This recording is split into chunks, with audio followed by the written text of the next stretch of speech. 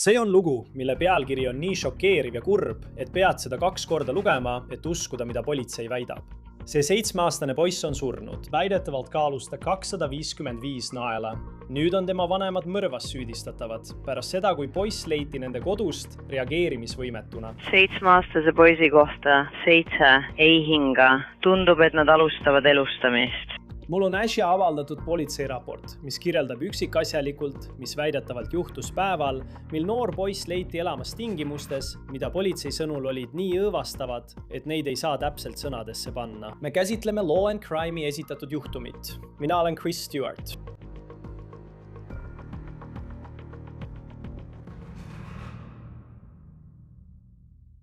$25 kilogrammi, olgem ausad.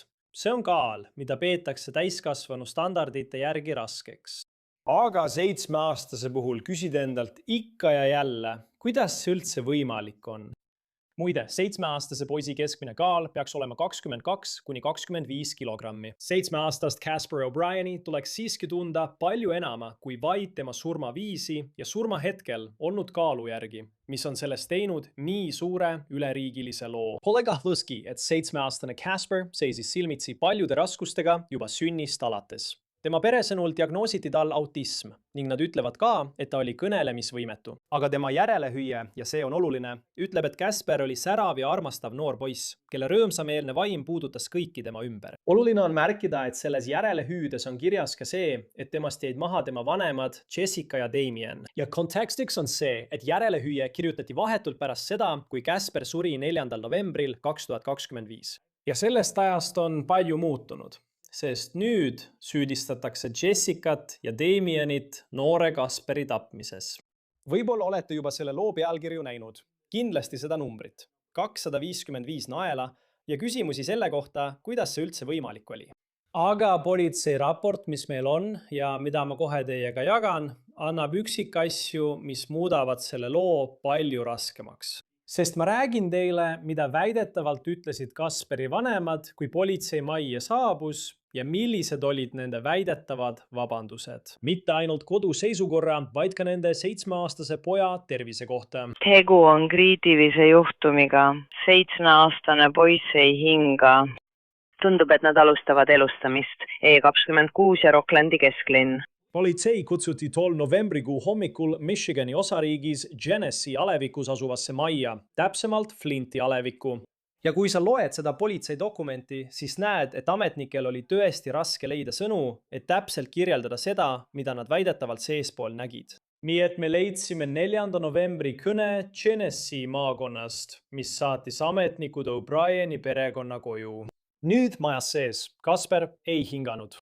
Politsei kirjutab, et nad jõudsid koju veidi enne 9 hommikul ja Jessica O'Brien ütles, et Casper hingas veel hommikul umbes kell 8:30. Kuid 15 minutit hiljem läks ta teda kontrollima ja Casper enam ei hinganud. Siis helistas ta hädaabinumbrile 112. Üks esimestest ametnikest, kes majja sisenes, kirjutab, tsiteerin.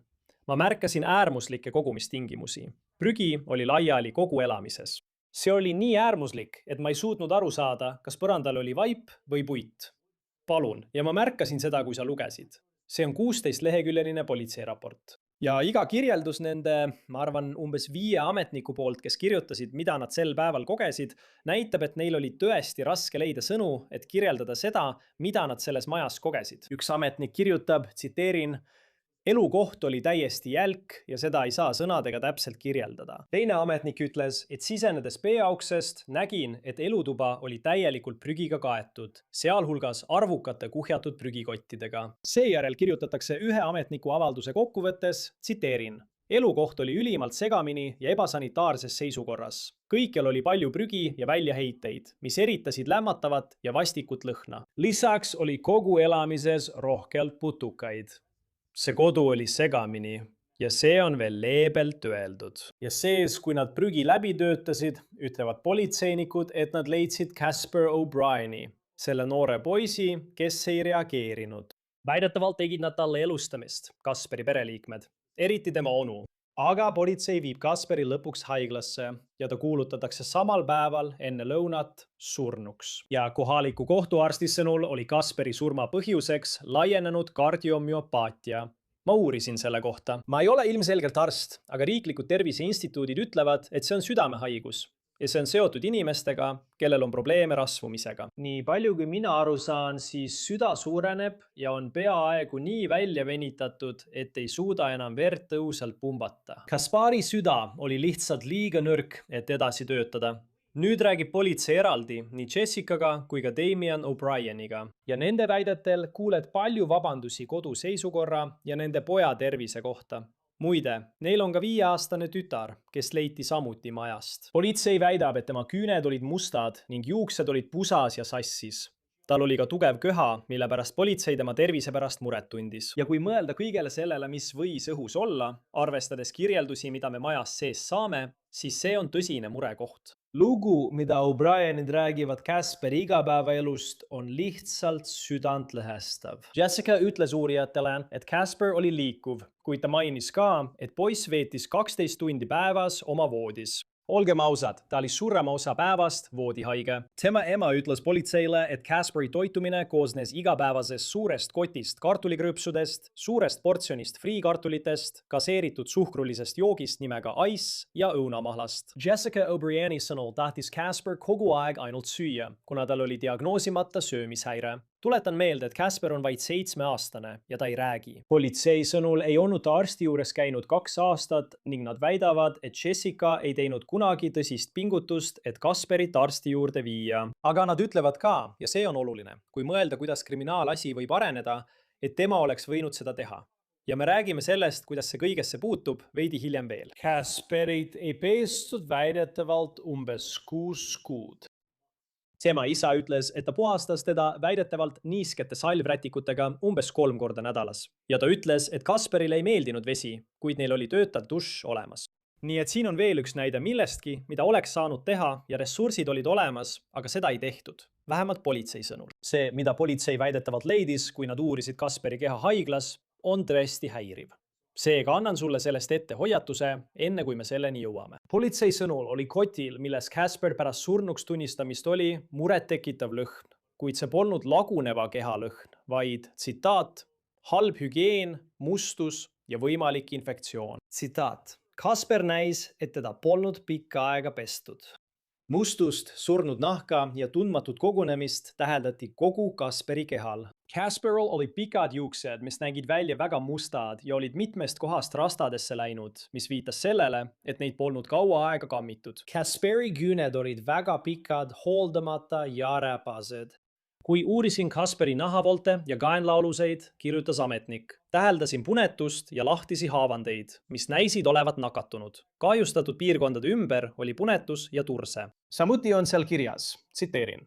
Täheldasin mõningaid kõige hullemaid lahtisi haavandeid ja lööbeid, mida olen isiklikult kunagi näinud. Kasperi ühekordne mähkmes oli kuivanud väljaheiteid ja uriini. Kui eemaldati Kasperi mähkmed, olid tema jalgade, reite ja tuharate tagaküljel sügavad punased lööbed koos lahtiste haavanditega, mis näisid olevat nakatunud. Kahjustatud piirkondade ümber oli punetus ja turse. Need vigastused ja Kasperi väidetavad seisundid ei teki üleöö.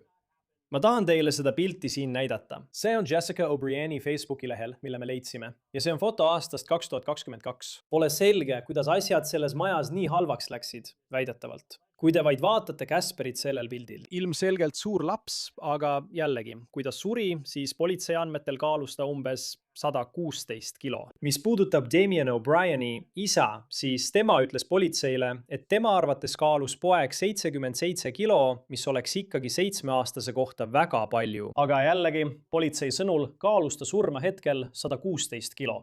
On veel üks asi, mis mulle politsei kirjeldatud loos väga silma jäi, ja see on järgmine. Jessica O'Brien ütles neile, et üks pere koertest sai insuldi ööl enne kui Kaspar suri ja ta ärkas hommikul, et loomaarstil aeg kinni panna. Mõtle selle peale. Väidetavalt oli tema koeral terviseprobleem. Nii et esimene asi, mida ta teeb, on kutsuda koerale arst. Kuid tema poeg polnud umbes 2 aastat arsti juures käinud. Politsei sõnul ei teadnud ta isegi, kes on Kasperi lastearst. See poiss oli tõsiste terviseprobleemidega. Jessica ja tema abikaasa käisid aga ilmselt ise arsti juures küllalt sageli.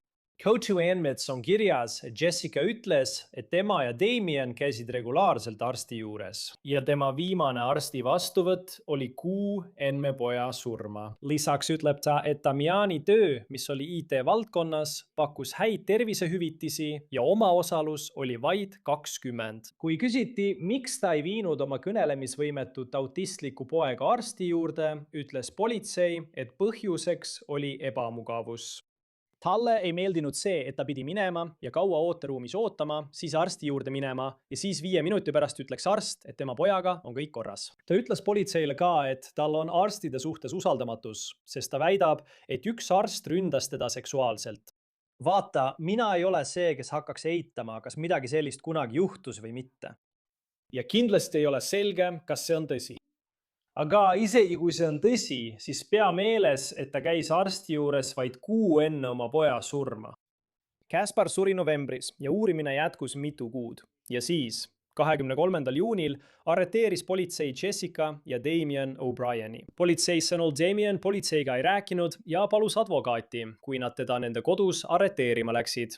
Mis puudutab Jessicat, siis tema rääkis uurijatega. Politsei sõnul näitasid nad ülekuulamisel Jessicale pilte Kaspari kehast ja Jessica väitis väidetavalt, et haavandid Kaspari tuharatel olid seal vaid kuu aega. Nad märgivad, et alguses väitis ta, et need olid seal vaid paar päeva. Seejärel ütles ta, et tal polnud aimugi, et Kasparil olid kehal lööbed. Nüüd väidab see perekond väidetavalt, et nad olid Kasparile mingisuguse vannitamise teinud niiskete salvrätikutega.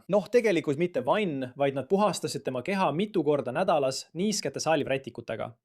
Kuid siis ütles Jessica, et Kasparile ei meeldinud, kui teda pühiti, nii et ta pühkis tema keha ainult kiiresti. Ja tsiteerin. Jessica ütles, et see pühkimine ei olnud nii põhjalik, kui ta oleks soovinud. Seejärel esitas politsei Jessicale vastuväite, öeldes, et ta väitis end olevat teadmatuses oma poja terviseprobleemidest. Tsiteerin. Ma siis küsisin Jessicalt, kas sa kunagi mõtlesid, kui palju valu Kaspar tundis? Jessica vastas. Ei, ja ilmselt oleksin pidanud. Seejärel küsisin Jessicalt, miks sa nii ütled? Jessica vastas. Ma näen seda alles nüüd. Ma ei teadnud, et asi oli nii hull. Ma ei teadnud, et see oli nii hull. Ma olin oma depressioonis nii sees, et lihtsalt. Seejärel võtsin kokku, et Kaspar polnud saanud vanni ega duši üle 6 kuu, ainult niiske lapiga pesti teda 2–3 korda nädalas. Seejärel võtsin kokku meditsiinikaartides esitatud arstlikud hinnangud. Seejärel küsisin Jessicalt, kui liikuv oli Kaspar. Jessica ütles, et Kaspar oli endiselt liikuv, kuid ta lamas voodis umbes 12 tundi päevas. Seejärel küsiti Jessicalt, kas tema ja Damien kunagi arutasid oma muresid Kaspari tervisliku seisundi ja tema olukorra pärast. Jessica ütles, tsitaat. Ei, me lagunesime selleks ajaks juba koost. Tema joomine oli muutunud tõesti halvaks ja me tegelikult ei suhelnud omavahel. Ja ma hoolitsesin põhimõtteliselt laste eest üksi. Ta väidab, et Damienil on alkoholiprobleem. Lisaks sellele tunnistas ta väidetavalt, et rahaliselt olid nad heas seisus, sest Damien teenib korralikult raha ja mõlemad saavad retseptiravimeid, mis aitavad neil diabeeti kontrolli all hoida. Nii, et sa näed, et nende olukorrad on kodus kontrolli all. Kuid väidetavalt nende poeg, kes kaalus 7-aastaselt 255 naela, oli autistlik ja mitteverbaalne, ei saanud politsei sõnul arstiabi. Kasper ei käinud ka koolis, nii et ta oli täiskasvanute vaateväljast väljas, kes oleksid võib-olla saanud aidata enne, kui oli liiga hilja. Kaspari vanemad ütlesid, et nad soovisid, et ta käiks autismispektri laste koolis, kuid pole selge, kas selle nimel tegelikult midagi ette võeti. Michigani prokurörid ei näe seda, mis Kaspariga juhtus, lihtsalt kui laste väärkohtlemist või hooletusse jätmist, kuigi väidetavalt on see kindlasti ka nii. Nemad nimetavad seda mõrvaks. Jessica ja Damianit süüdistatakse teise astme mõrvas, piinamises ja 3 teise astme laste väärkohtlemise episoodis. Muide, üks laste väärkohtlemise süüdistustest on seotud Kaspari 5-aastase õe tervise ja ohutusega. Me juba rääkisime teile, et politseil oli tema suhtes muresid ning nad ütlevad, et ta oli, tsiteerin, haiglaselt ülekaaluline ja must. O'Brieni advokaadid peavad kohtusse ilmuma 20. juulil. Kaspar oli oma surma ajal 127 cm pikk, mis teeb tema kehamassi indeksiks 71,7. Ja CDC andmetel peaks 7-aastase lapse kehamassi indeks olema 16. Meiega liitub nüüd selle juhtumi arutamiseks RU läinud detektiivikomandör Will Wolfswiller. Ma lihtsalt mõtlen kogu aeg sellele 116 kilogrammile. Ja see on lihtsalt uskumatu, kuidas vanemad politseiprotokollide järgi käitusid, nagu poleks midagi valesti. Nad olid üllatunud. Ma mõtlen, sul on inimesed, kes on töötanud, tead küll, ma arvan, et see oli kohtuarst, kes ütles, et need on ühed kõige hullemad haavandid, mida ta kunagi näinud on.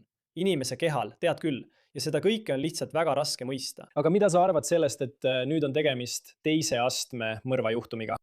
Ma arvan, et see on asjakohane süüdistus ja ma arvan, et neil oli võimalus see süüdistus esitada, kuni kohtuarst tuli oma otsusega tagasi. 115 kilo 7-aastaselt. Kuidas see üldse võimalik on? Õige. Tead, see meenutab mulle midagi ja see on vastik sellele mõelda. Mulle meenub, kuidas nad hanesid toidavad, kui nad teevad foie gras. See on peaaegu nagu sa lihtsalt kallaksid toitu selle vaese lapse suhu. Hooletusse jätmise süüdistused olid lihtsad. Piisas vaid ühest pilgust ümbrusele. Koha seisukord, teise lapse seisukord, kes sealt leiti. See oli lihtne. Aga teise astme mõrvasüüdistusega tuli oodata kohtuarsti arvamust ja see on ka õige. 100%.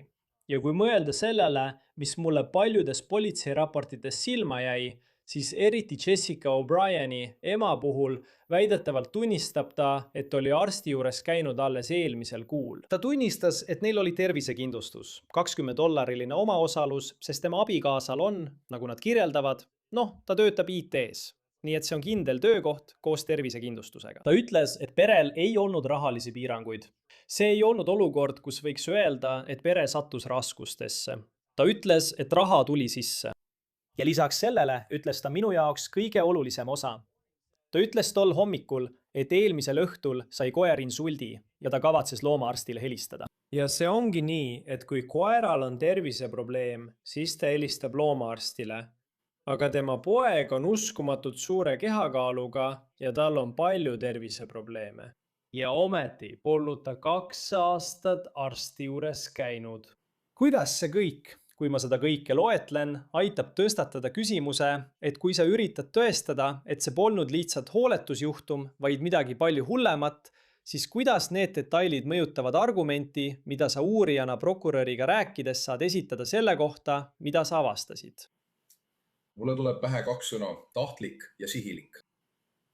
Nende vanemate käitumine on tahtlik ja sihilik. Sa ei vii last kooli. Nad ütlesid, et ta on kõnevõimetu ja autistlik, aga kunagi ei lasknud tal diagnoosi panna. Teine laps oli samuti haiglaselt ülekaaluline ja kõndis ringi alasti. See on nende vanemate tahtlik käitumine. Ja sa pead rääkima selle käitumise tahtlikust osast. Piinamine. Piinamine oli üks süüdistustest. Nüüd piinamine, mis see võiks olla? Kas see võiks olla selle lapse sundtoitmine? Ma arvan, et see võiks olla. Aga sa pead näitama, et see on tahtlik ja sihilik. Ja lisaks on veel üks süüdistus. Illinoisis on süüdistus lapse hooletusse jätmises, mis põhjustab surma, aga see ei ole mõrv. Ja kui sa jätkad mõrva süüdistusega, siis sa arvestad sellega, et kohtuarst ütleb, et need on ühed kõige hullemad lamatised, mida ta kunagi näinud on. Sa tead, ja nad on neid palju näinud, eriti kui tegemist on eakatega hooldekodudes, keda ei liigutata ja nii edasi. Ma arvan, et prokuröril on tugev kaasus ja ma arvan, et õiguskaitseorganid panid kokku veenva kaasuse, et öelda, et see polnud lihtsalt hooletus. See polnud lihtsalt tähelepanematus. See oli tahtlik lapse arsti juurde viimisest hoidumine. Tahtlik tead lapsele mitte abi andmine. Õhkkond või keskkond, kus ta saaks areneda või isegi paraneda. Nii et ma arvan, et süüdistus on asjakohane ja taas see on see, mida tuleb tõestada. Hoolimatu ja tahtlik käitumine.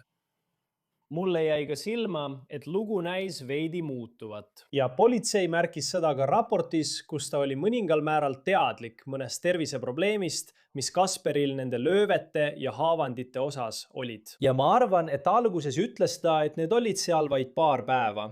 Ja kui kohtuarst seda vaatab, siis need pole asjad, mis tekivad lihtsalt 24 tunni jooksul. Ja kui teda sel kuul üle kuulati, ütles ta, et see kestis pigem kuu aega. Ja ma tean, et sellest kõigest on möödas juba mitu kuud, aga tundub, et lugu hakkab seal natuke muutuma.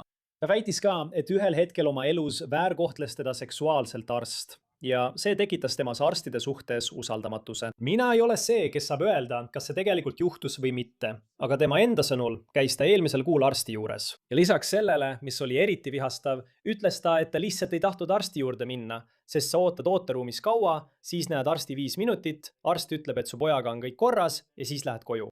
See, et tema lugu nii palju muutub, ei näita teda ka just heas valguses, kui see kõik tõsi on.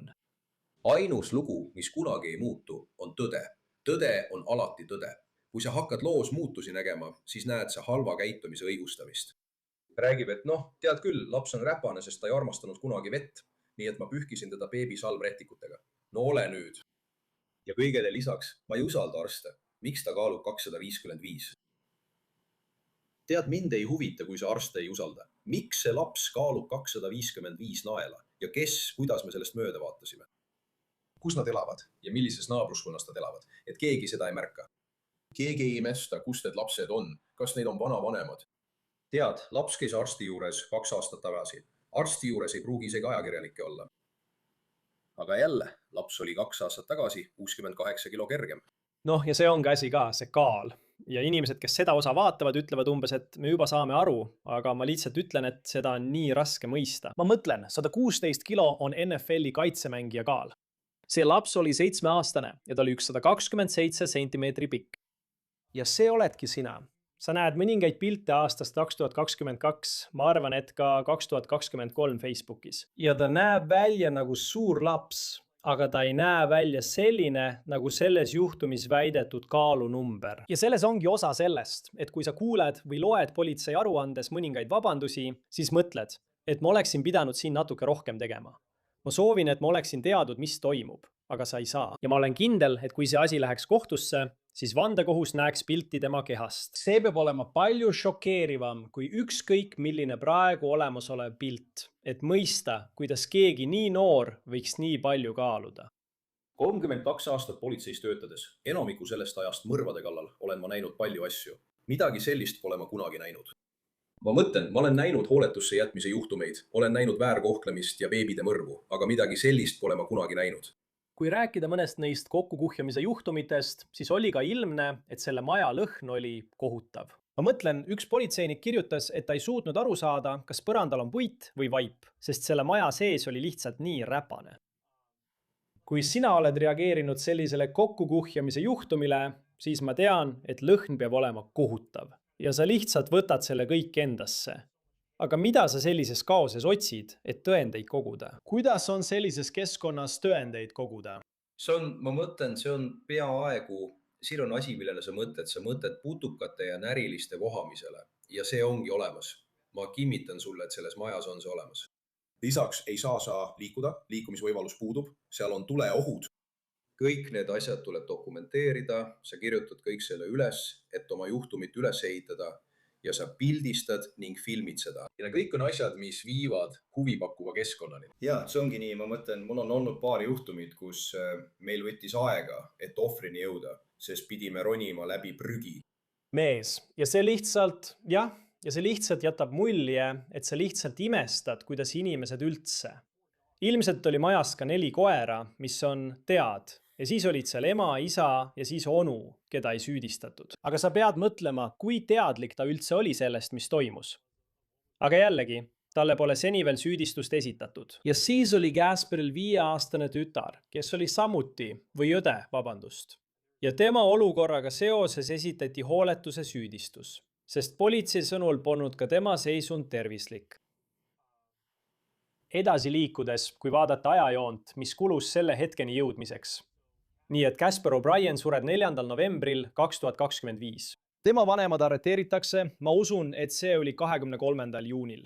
Mida arvad sellest ajast, mis kulus hommikust, mil nad sellesse majja saabusid, kuni olukorrani, kus mõlemad vanemad on arreteeritud? Ma mõtlen, et mind ei üllata, et see nii kaua aega võttis. Sellesse läheb palju asju. Jällegi, me ei püüa tõestada hooletusse jätmise süüdistust. See on üsna iseenesest mõistetav. Me püüame tõestada mõrvasüüdistust. Nii et sul on vaja kõike ja sa tead, et nad ei lähe kuhugi, sa tead, kus nad on, sa oled 5-aastase ära viinud. Tal on nüüd võimalus võib-olla jälle terveks saada ja elada normaalset elu. Aga sa pead kindel olema, et kõik on korras, et saaksid selle mõrvasüüdistuse esitada. Nii et mind ei üllata, et see nii kaua aega võttis. Ja siis, kui rääkida sellest, kui keegi, kes on uurinud kogumishäire juhtumeid, hooletuse juhtumeid, sest see viib selle üldise küsimuseni, millele ma ei usu, et me suudame tõhusalt vastata, aga ikkagi, kuidas midagi sellist juhtub? Kuidas saab kodu sellisesse seisu jõuda? Mida oled oma karjääri jooksul sellise hooletusse jätmise juhtumi puhul näinud? Kuidas jõutakse selleni, isegi sellise juhtumi puhul, mis on nii ainulaadne ja kohutav, kui see ka poleks? kuidas saab kodu sattuda sellisesse seisukorda, nagu see Flint Townshipis Michiganis ilmselt oli? See ei alanud 7 aastat tagasi. See ei alanud 5 aastat tagasi, kui neil need lapsed sündisid. See on kestnud juba pikka aega. Nii palju rämpsu ja prügi ei kogune kiiresti. See kestis juba ammu enne seda. Nii et need lapsed sündisid sellesse keskkonda ja see läheb ainult hullemaks. See ei lähe paremaks. Aga see pole midagi, mis oleks võtnud 7 aastat. See võttis rohkem kui 7 aastat. Sest mida sa arvad sellest, et ta tõesti näib? Ma ei ütle, et ta oli terve. Ma mõtlen, ma ei tea tema Kasperi terviseandmeid, aga 2022-2023 aastal näeb ta välja nagu suur poiss. Ja siis on sul see 2 aasta periood, kus ta on äkitselt kaalus juurde võttud, mis lihtsalt läheb vastuollu sellega, mida sa arvad, et nii noore inimese puhul üldse võimalik oleks. Ma tean, et ta ütles midagi selle kohta, et tema toitumine koosnes gaseeritud ehk mullilisest limonaadist ja kartulikrõpsudest. See ei ole võimalik. Õige. Kalorite hulk, mida sa pead kehasse pumpama. Ja siis jõuad see teatud kaaluni, kus sul on vaja X kogus kaloreid selle kaalu säilitamiseks. Ma ei tea, mis selles majas toimus, aga issand jumal. Sa tõstad tegelikult väga hea teema üles, sest politsei raportis ma arvan, et seal väidetakse, et tegemist oli suure kotitäie kartulikrõpsude, suure free kartulitega. Ja siis see nagu jäävesi, aga tegelikult on see suhkrune gaseeritud limonaad põhimõtteliselt. Ja see ikkagi ei anna kokku seda konkreetset kaalu. Tundub, et seal peab midagi veel olema. Sul peaks olema pidev tilkumine gaseeritud suhkurlimonaadi, peaaegu nagu veeni sisene tilguti, et panna oma kehasse nii palju kaloreid ja võtta nii palju kaalus juurde. See peab olema sunnitud. See on peaaegu nagu sundsöötmine. Ma ei suuda midagi muud ette kujutada. Jah, ma mõtlen, et seda pole veel väidetud. Aga sa mõtled ka näiteks täiskasvanu peale, kes on võib-olla umbes 6 jalga pikk. See töö hulk, mida sa peaksid pika aja jooksul tegema, et sellise numbrini jõuda, on lihtsalt käib kõigele vastu. Seda ma vähemalt arvasin ja ma ei ole selles mingilgi moel ekspert, aga kuidas see üldse võimalik oleks? Nii et vaatame, mis selles loos edasi saab. See poiss väärib palju paremat elu kui see, mis tal osaks sai selle lühikese aja jooksul, mil ta meiega oli, vaid 7 aastat vana. Teate, eks näis, mis edasi saab. Vanemate advokaadid peaksid homme kohtusse tulema, ma usun. Nii et eks näis, mis selles asjas edasi saab, kuna nii Jessica kui ka Damian O'Brien seisavad silmitsi süüdistustega, sealhulgas 2. astme mõrvas. Pensioniildetektiivi komandör Will Svilar, endine Chicago politseiosakonnast. Alati on tore sind siin Law and Crime'is näha. Ma tean, et sul on nüüd oma taskuhääling. Inimesed leiavad selle siit YouTube'ist. Mida inimesed selle kohta teadma peaksid? Meil on 4 inimest. Mina ise, 32 aastat töötanud Chicago politsei mõrvajuurduses, 2 suurepärast mõrvadetektiivi, Danny Stover ja Tim Murphy ning Maureen O'Connell, kes on 25-aastase kogemusega FBI veteran ja lihtsalt geniaalne. Ja meie saade kannab nime Suurlinna kuriteod, punase lindi sees. Kui me ütleme punase lindi sees, siis me mõtleme, et oleme ise olnud seal sees. See tähendab kuriteopaiga sisemist perimeetrit. Nii et me lihtsalt püüame anda oma vaatenurga kuritegudele, mis toimuvad üle maailma ja üle riigi, lähtudes sellest, mida meie oma kogemuste põhjal punase lindi sees oleme näinud. Jaa, see on suurepärane ülevaade. Ma mõtlen, et sa teed seda selles saates väga hästi. Aga paljudele meist, kes pole kunagi punase lindi sees olnud, mina olen kindlasti olnud selle väljaspoolel, kajastanud palju kuriteopaiku. Alati on põnev kuulda, kuidas teie kõik õiguskaitses suudate need juhtumid kokku panna. Ja nagu me loos näeme, millest me siin räägime, on ka väga keerulisi olukordi, millega peate tegelema teel selle poole, et võib-olla süüdimõistmine saavutada. Ja paljud neist juhtumitest on väga rasked. Pensionial Detectivi Commander Will Svilar, Chicago politseiosakonnast. Alati on tore sind Law and Crime saates näha. Aitäh, et täna meiega olid. Sellega lõpetame On the Case'i, mida esitleb Law and Crime. Teeli meid YouTube'is ja Spotify's. Samuti striimime ka Peacockis. Mina olen Chris Stewart. Kohtume järgmisel korral.